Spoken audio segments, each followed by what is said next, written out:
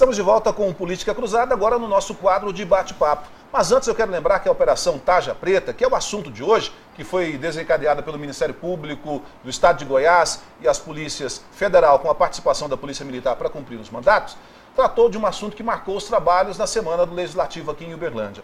A operação investiga empresas que fraudam licitações para fornecer medicamentos a prefeituras goianas. Os vereadores travaram uma discussão sobre as possibilidades dessas empresas terem contratos com a Prefeitura de Uberlândia, que foi citada por 40 vezes nas transcrições das gravações de escutas telefônicas da Polícia Federal, feitas com autorização da Justiça. Araguari, a cidade vizinha aqui de Uberlândia, foi citada mais de 100 vezes.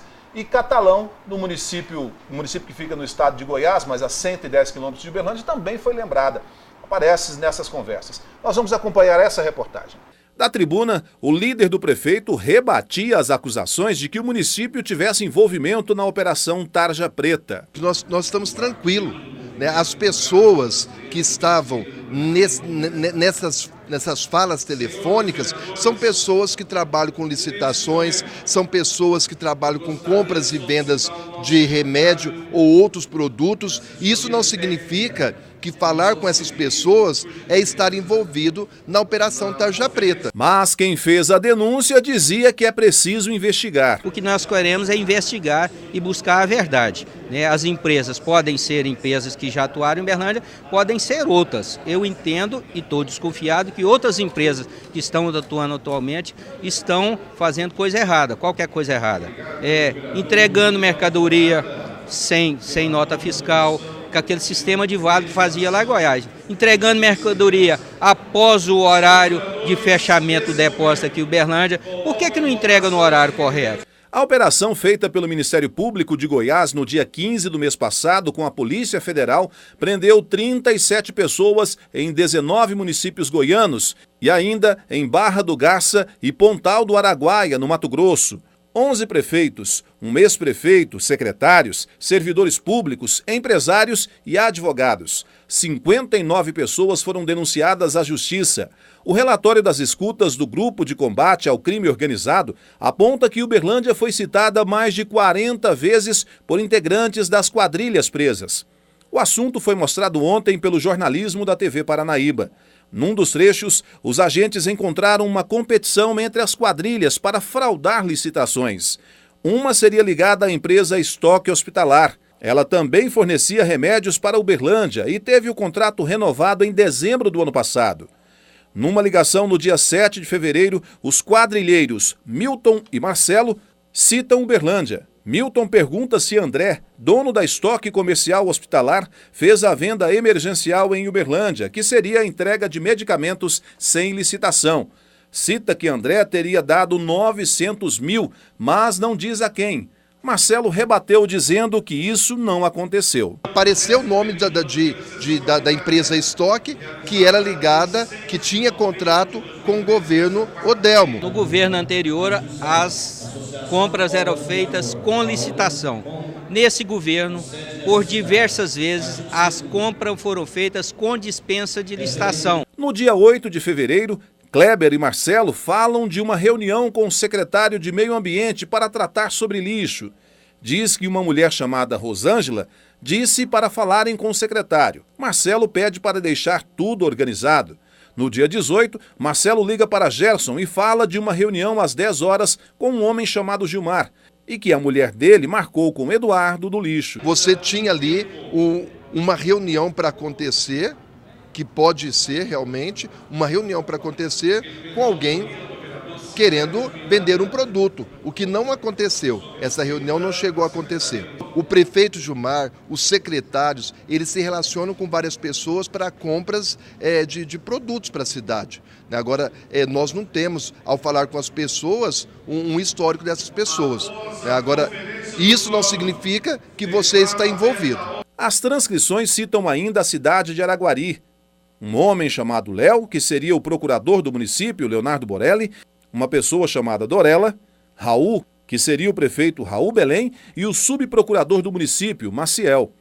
Que Marcelo, um dos quadrilheiros, fez uma suposta doação de 30 mil reais para eles, e comprado um computador paralelo por R$5.000. Por telefone, o prefeito de Araguari, Raul Belém, negou que tenha fechado acordo com as empresas fraudadoras. Nenhuma dessas empresas investigadas forneceu medicamento para Araguari. E houveram tentativas, sim, de fornecer medicamento para Araguari, mas essas tentativas foram todas frustradas. O Marcel ele foi exonerado. A doutora Samanta, antes mesmo de sair essas degravações, ela pediu a exoneração dela, e o doutor Leonardo Borelli, que era o procurador, ele está afastado. Raul admitiu que o advogado Tomás Edilson Felice Chaib, citado nas escutas e preso pela polícia, trabalhou para a Prefeitura de Araguari, mas disse que rompeu o contrato depois das denúncias. Nas transcrições, por 4 vezes, também são citados o nome de Fernanda, de Uberlândia, e do escritório de advogados Ribeiro e Silva. Ela fala com o advogado Tomás, que prestava serviços à Prefeitura. Está preocupada com a votação do orçamento na Câmara. Por telefone, o advogado Arnaldo Silva Júnior disse que a ligação era para cobrar os honorários do escritório do qual é sócio. O que houve ali foram ligações para uma pessoa que era o responsável lá na Prefeitura, naquele momento. Agora, por que ele é o responsável? Tem que perguntar para o prefeito, para o secretário de administração. Ele era o responsável lá no setor de licitações. Nós ligamos, quem ligou do escritório ligou cobrando honorários do escritório que estavam pendentes, do contrato que ainda continua em vigor lá em Araguari. Outro que aparece nas gravações é o secretário de Saúde de Catalão, Adenilson Lima e Silva, que já foi coordenador da Rede Municipal de Saúde de Uberlândia. Ele recebe ligações do advogado Tomás, que marcou um encontro na porta do Hospital de Clínicas da UFO. Adenilson também conversou com nossa equipe por telefone. Ele chegou alguma vez a fazer alguma proposta que pudesse sinalizar alguma irregularidade para a Prefeitura de Catalão ou até mesmo para o senhor na condição de secretário?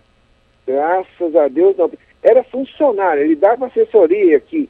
Felizmente não fechamos nenhum contrato com nenhuma empresa desse porte, entendeu? Essas empresas que foram citadas, nenhuma presta serviço para a Prefeitura de Catalão? Eu não me recordo bem da lista. Como se compra medicamentos de diversas empresas, eu sei que não fechou-se negócio nenhuma delas. Eu posso checar essa informação. Mas essas grandes empresas envolvidas, eu tenho certeza que nenhuma presta serviço para a Prefeitura de Catalão. Em defesa do prefeito Gilmar Machado, o líder na Câmara disse que a citação dos nomes de Adenilson, Fernanda e do escritório Ribeiro e Silva também seriam suspeitos ligados ao governo Adelmo. Apareceu o nome do doutor Adenilson, que também hoje está em Catalão e era subsecretário em Uberlândia. Está sendo citado o escritório advocatício, né, uma conversa com o Thomas, né, que é o cara que foi pego em Goiânia. Esse escritório está ligado ao ex-prefeito Adelmo. Nem todo mundo que aparece nas gravações estão envolvidos em coisa errada, né? Por exemplo, aparece Rosângela. A Rosângela que aparece lá, citado o nome, não é a esposa do prefeito Gilmar Machado. Tem alguns lugares que aparece Gilmar, que não é o prefeito Gilmar Machado.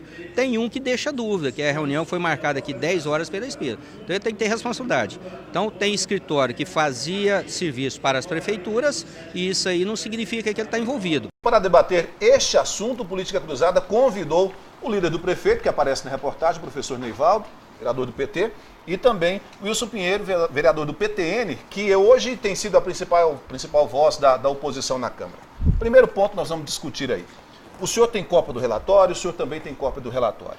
O que vocês, num primeiro momento, enxergaram dessa Operação Tarja Preta? Vou começar com o senhor, que é o denunciante. Bom, Rick, quando eu tive acesso a esse documento, eu fiquei assustado. Comecei a ler e fiquei assustado. E convidei uma pessoa, né, que conhece muito desse setor para ir no meu escritório e a pessoa também ficou assustada. Porque quem lê o relatório fica revoltado. Não estou falando só da questão de Uberlândia. As pessoas tramando e armando para roubar dinheiro público, claramente. E pessoas que trabalham na prefeitura, não de Uberlândia, mas principalmente de Goiás, e tem um caso da cidade de Araguari, mas eu sou vereador em Uberlândia, não interessa, né? Mas pessoa recebendo propina, notebook, 30 mil, umas conversas de corrupção. Então a gente fica revoltado. E aí a gente fica preocupado. Você falou, e a matéria falou, que Uberlândia aparece cerca de 40. Aparece 45 nas gravações que dizem respeito a Goiás. No bruto, eu tenho certeza que Uberlândia aparece muitas outras vezes. Só porque, como a investigação era de Goiás, não consta no relatório. Esse relatório é um resumo das principais conversas quando tinha ligação com o Estado de Goiás. Então é preocupante, eu acho que a gente deve aprofundar e investigar. Nesse sentido, vereador Neivaldo, professor Neivaldo, o que o senhor já pegou de concreto? Citam alguns nomes, falam de Uberlândia, de empresas que hoje continuam fornecendo medicamentos que já foram investigadas em Goiás, pessoas foram presas lá. Na verdade, eu compactuo da mesma indignação do vereador Wilson Pinheiro. Eu acho que qualquer um de nós, você, qualquer um da população, compactua disso.